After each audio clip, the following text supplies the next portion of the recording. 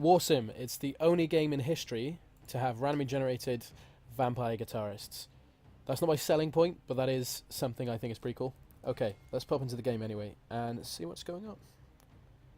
So, I've got my debug mode ready to show off all the new features added in this latest edition of the game.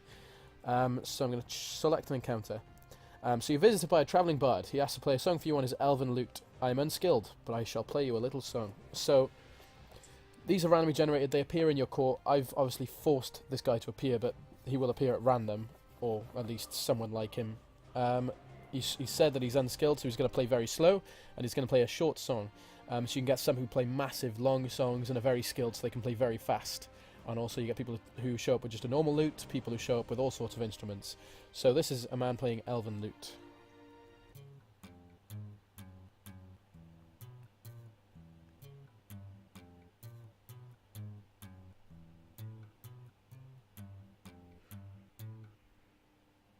So yeah, that masterful guitar sound effect that you heard as well was recorded by me, so be kind. Okay, what else have we got? So you're visited by a travelling bard who will whistle you an old gnomish tune. I'm pretty good at this. I shall play you a great and lengthy song. So he's going to play it fast, but it's also going to be quite long.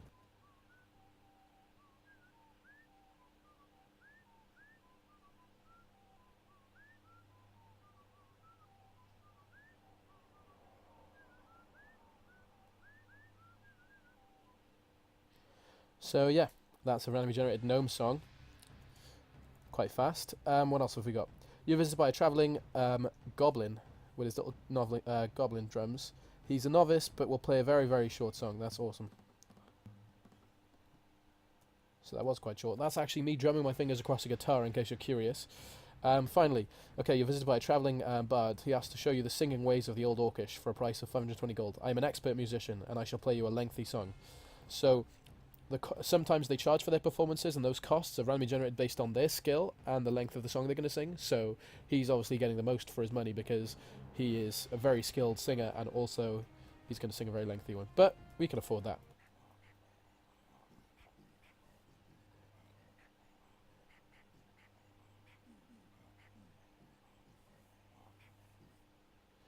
That was also me recording my voice into a microphone, and that is very difficult to do. And I know I have a really gruff voice today because I really messed up my throat yesterday. But it's worth it because I've made randomly generated orc throat singers. So we've got that. Okay, we got anything new? Here we go. Vampiric lute. So this is vampire. I'm a novice, but I should play you a song. So this, because he hasn't specified the length, it's going to be an average song. Let's go.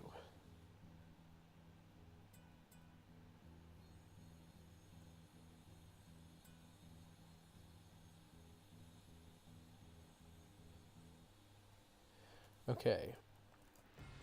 Oh, I accidentally selected something else. Wait, what's going on? Clicked off my screen. It's goddammit Windows 10. Okay.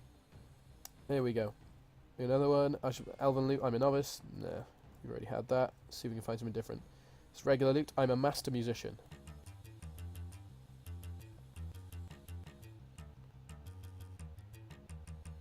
He really was a master musician. Okay, so that's not the only thing added in this edition. I wanted to fluff out the world and make the world feel more musical and add more of this than just throne room encounters. So we've also got, if you go exploring and you go to the north and the near north, you'll notice in the black market there's a guy now called the Magnificent Wolf Thorinson. This guy is a bit crazy. He's written his name on his head, but he's a very, very skilled musician, and he will play about as fast as the guy you just heard. Maybe a bit faster. It sounds like shit, but it's awesome because it's fast, right? That's how it works. So you also, if you own the black market and you upgrade it to the next level, you get an extra option here where you can ask him to play like a game-breakingly long song. I think those are the exact words I used, and it costs you 500 gold and it lasts a long ass time. So do that at your own discretion. And aside from that, we do have some other throne room encounters that have been added by this. I think we got 84. Which is, I am a musical abomination. I work under the sky of chaos, but perhaps you shall be lucky and a wonderful, harmonious order shall emerge from the chaos. So this guy will mash together one of the many different sound effects that have been made for this musical thing.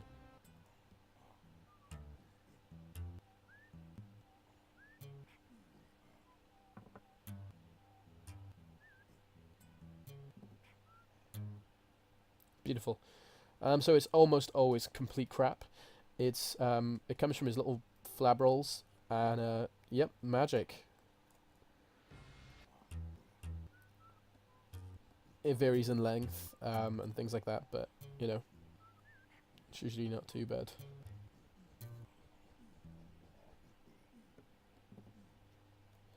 Let's not do that again. And so aside from that, then there's one more, and this is the Tale of Demons, which is something I've actually recorded like a full-length little tune, but I'm not going to play it because I don't like to hear my own voice. So there we go. So the Tale of Demons, we've got various other things. You'll find these randomly as you play the game in the throne room. You will come across them occasionally, so hopefully that'll be something for you.